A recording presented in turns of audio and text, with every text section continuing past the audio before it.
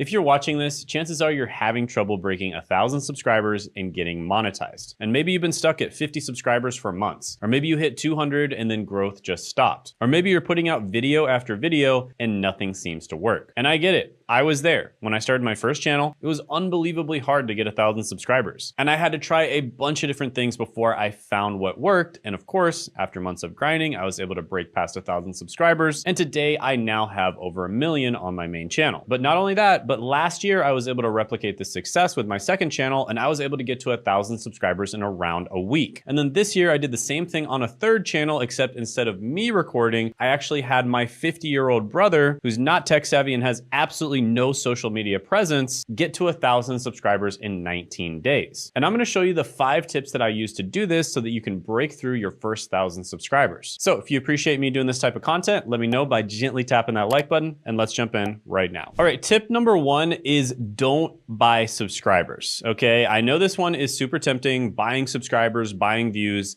Do not do it. It's absolutely not worth it. Because the thing is, buying subscribers will actually hurt you in the long run. These are random bots that will never care about your channel. They won't watch your videos, and they won't comment, and they definitely won't share. And this creates a massive problem. Your engagement rates tank. YouTube sees that you have 1,000 or 10,000 subscribers, but none of them are actually interested in watching your videos, which sends a message to the algorithm that your content sucks. So this will actually bring more harm to your channel than good. And your algorithm will push your videos to the wrong set of people as well. Or worse, it won't push your videos to anyone. Now, there are a bunch of people online offering to get you more views and subscribers, and you can find these gigs if you search it up on Google. And there's some instances where they will offer SEO services, for instance, on Fiverr. Now, what they actually do is they put fake views and subscribers on your channel. Then they show you the numbers and say you're getting results. And sometimes they outright sell you subscribers for like $5 per 1,000. And I've seen channels with 100,000 subscribers getting 200 views per video. That's a 0.2% engagement rate, which is awful. And healthy channels typically get 3 to 10% engagement rates. So don't fall for this scam. It kills your engagement rate and it confuses the algorithm. YouTube is smart. They can detect fake engagement and your channel will get shadow banned. So real subscribers come from solving real problems for real people and giving them real value. So focus on making great content instead. Now, if you do want a quick way to sort of pay for subscribers that actually works, you can go to the promotion tab in YouTube Studio and you can pay for subscribers from first world English speaking countries. Now, if you want to get to 1,000 subscribers, it will likely cost you around $1 per subscriber, although you can get it a little bit less than that. So it may cost you 50 cents per subscriber, but that's still going to be about $500 to $1,000 that you spend getting your first 1,000 subscribers on YouTube. Now, there are ways to make this even cheaper. I'd have to put it in a separate video, but if you do want to buy real subscribers and not have YouTube actually penalize you, then that's the way to go. So yeah, to do this, you just go to the promotions tab and then basically just pick one of your videos to promote. With that being said, this method still isn't perfect because again, the people you're attracting,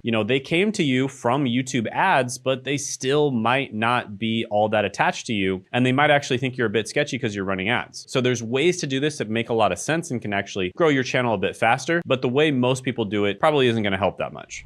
All right, quick break. This Tuesday, 9 p.m. Eastern time, I'm doing a one-time only workshop where I talk about hybrid YouTube automation, which is YouTube automation that actually works. And at this workshop, I'm gonna be giving away my one-click scriptwriter. This is a GPT, a piece of software that I've been working on. It's been trained on thousands of hours of my teaching, my scripts, coaching sessions, etc. And you can make a script in as little as 1 click using this software. So I'm gonna be giving that away for this one time only at this workshop. So make sure you show up, click the link in the description, pin comment below. Also make sure to put it on your calendar, save the date, Tuesday, 9 p.m. Eastern time, and I'll see you there. And also, you'll be able to ask me questions live. So I look forward to meeting you. See you there Tuesday, 9 p.m. Eastern time. And now we'll get back to your regularly scheduled programming.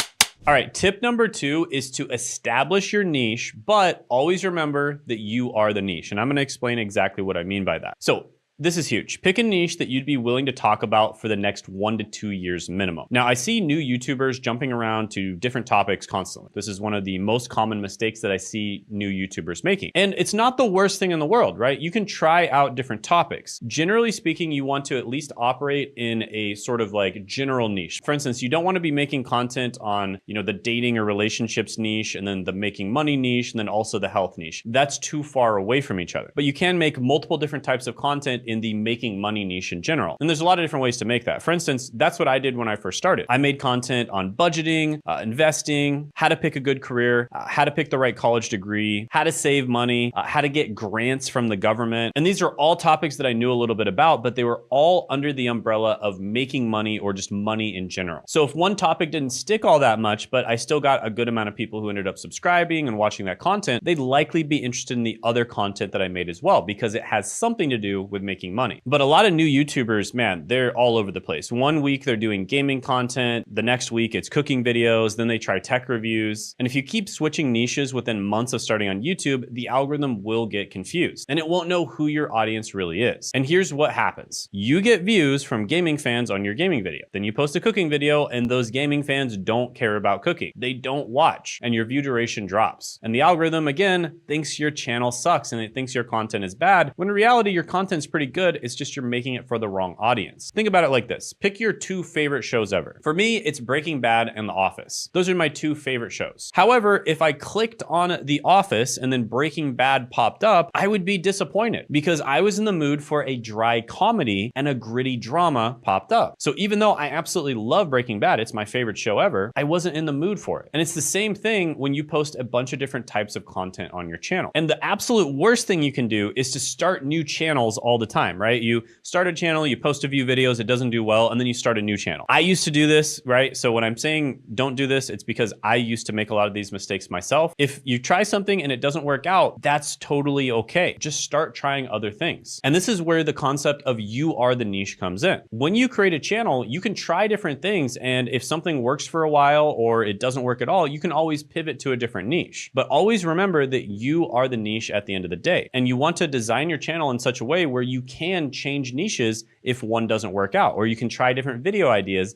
if one idea doesn't work out, right? So very, very few people plan everything out perfectly from the beginning. Most people, their first idea doesn't work, their second idea doesn't work, maybe 15 ideas in for their niche and their, what video ideas they're actually trying, they finally find something that works for them. And once they find that thing, they double down on it. Okay, tip number 3, and this is incredibly important. Assume that everyone watching your video is new to the channel and new to the niche, okay? So this is something that makes a massive difference, and it's something that took me a long time to figure out. And I still struggle with this to this day. Assume that everyone who watches your videos is a beginner. This is something that politicians do. They speak in such a way that even the youngest person, like even a 5-year-old, could understand what they're talking about. So they speak in, see, if a 5-year-old can understand what you're talking about, then someone who's very intelligent and older can also understand what you're talking about. But if you speak for, 20-year-olds or 30-year-olds, only they can understand, then you just basically cut your audience in half. And because of this, people will click off your videos, they'll lose interest, and YouTube again will think that your videos suck. So make your videos in such a way that even a 5-year-old could understand, and assume that everyone watching has never seen your channel before and maybe isn't even familiar with the niche, or they're just complete beginners. So I see creators making this mistake all the time. They'll talk to their audience like they're talking to someone else who's in their industry. And that will turn a lot of people off because they just simply don't understand what's going on, because you're assuming that people have seen your videos before, or they've seen other videos, or they're familiar with the niche before. And most of the time they aren't. And by the way, you might be thinking, well, I have, a B2B channel, I have a very sophisticated audience, so I don't need to do that. Actually, even with sophisticated audiences, you should still try to make it as simple as possible.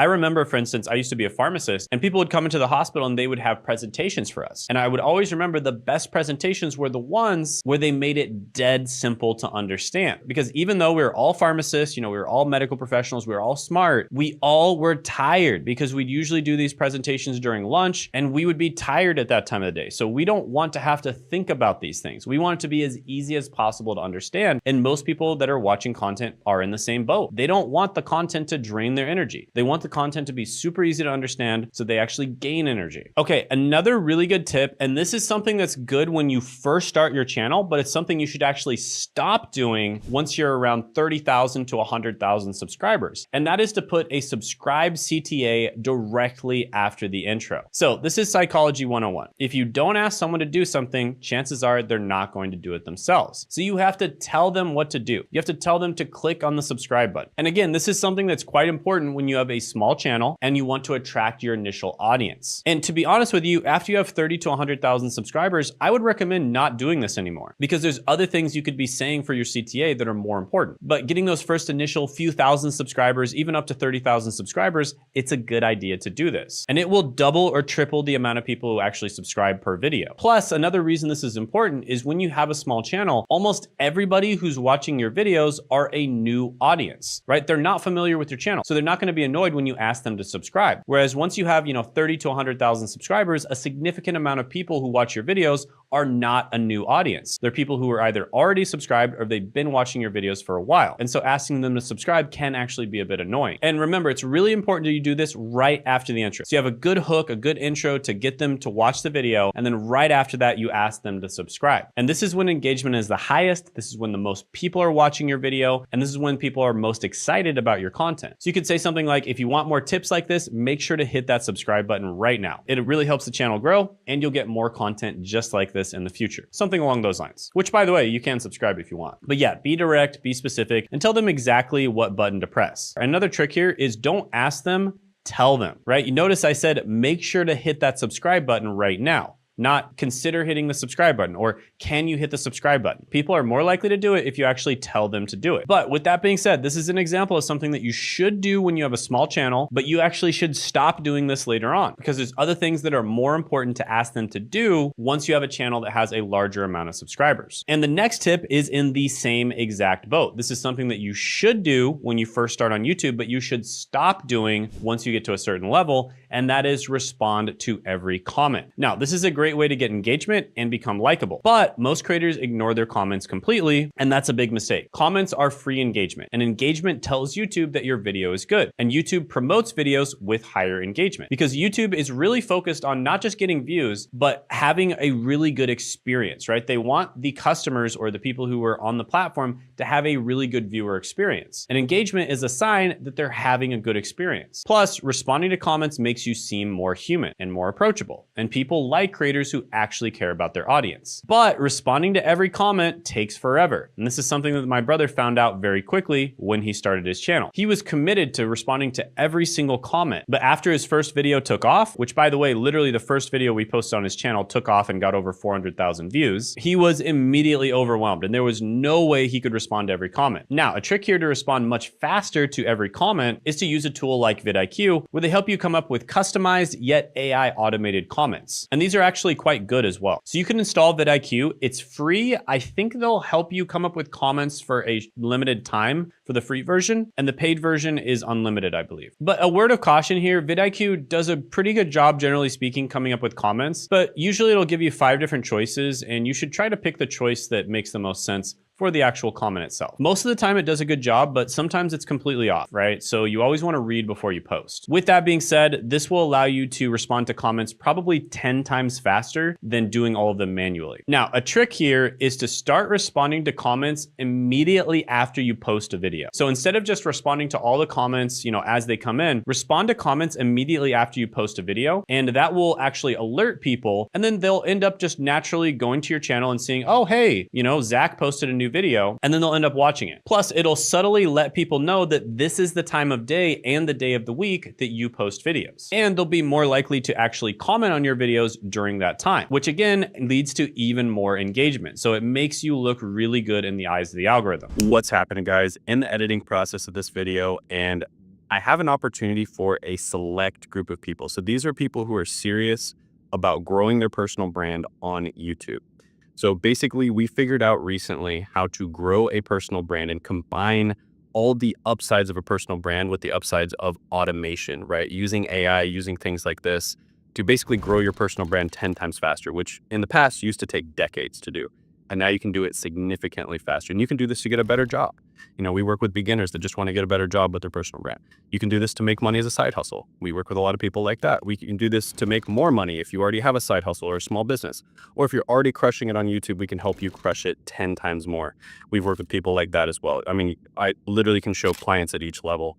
People that we've gotten from 0 to over 10K, 0 to like over 30K, from like 1K per month all the way up to 185K per month, from around 30K per month all the way up to over 500K per month. So literally at every single level, and it works for everyone, in every situation. With that being said, we are only working with 3 to 5 people, and they have to be people who are very serious, right? People who are dedicated to making this work. So if you think you're that type of person, go ahead and apply it down in the description and the pinned comment below, and you could be part of our group of 3 to 5 that we help. So see you there. Have a good one. Okay, the next tip is just a general philosophy that I think is honestly the most important thing. And this, by the way, out of the 5 tips, this is the most important one. And that is the idea is pretty much everything on YouTube. And I call this like the hot dog method. Okay, so let me just explain what the hot dog method is, because you're probably very confused here. When it comes to opening a restaurant, location is everything. And when it comes to YouTube videos, ideas are everything. So if you were to open like the best restaurant in the world, a gourmet 5-star restaurant, but you put it right outside of Bellagio Buffet and it was outside of the exit, so all the people who walk past your restaurant are people who are full, right? They just ate a buffet, so they're full. They're not interested in food. You're probably not going to do that well, right? You're probably not going to make that many sales. And that's kind of an analogy of trying to make videos on a topic that's saturated already. And then even worse than that is, let's say you open up that same gourmet restaurant, but it was in the middle of the desert, right? Nobody's there. This is something that a lot of people do as well. They basically try to make videos on ideas where nobody cares about the idea. So again, the first thing that people do, this is probably the most common one, is they basically just copy big creators and they try to make the same videos as those big creators, which it's not a good idea because again, there's a lot of saturation there. And then the second thing that people do that's a big mistake is they make videos on ideas that nobody cares about. In the first example, there's a lot of demand, but there's also a lot of supply. In the second example, there's no demand and no supply. And what you want to do is have the best of both worlds. You want to have a massive amount of demand